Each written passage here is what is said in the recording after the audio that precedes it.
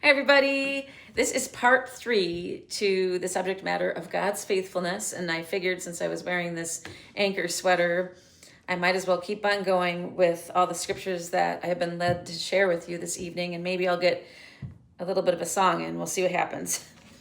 This is John chapter 20, starting at verse 24. Now Thomas, called Didymus, one of the 12, was not with the disciples when Jesus came.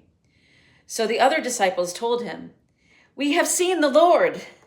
But he said to them, "Unless I see the nail marks in his hands, and put my finger where the nails were, and put my hand into his side, I will not believe it."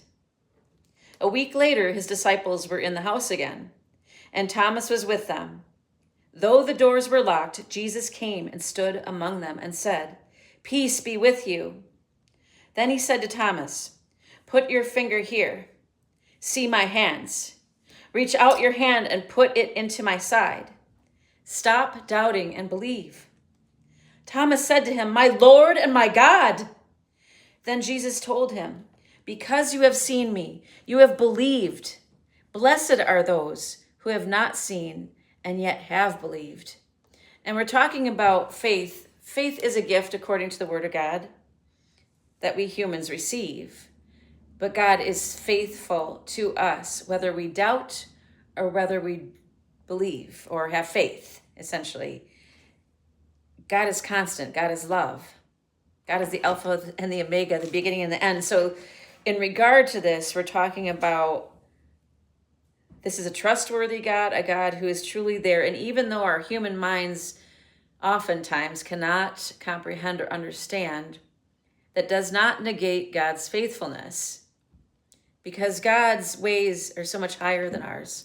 His understanding is so much higher than ours. Even our scientists don't know everything there is about this world that we live in and our existence.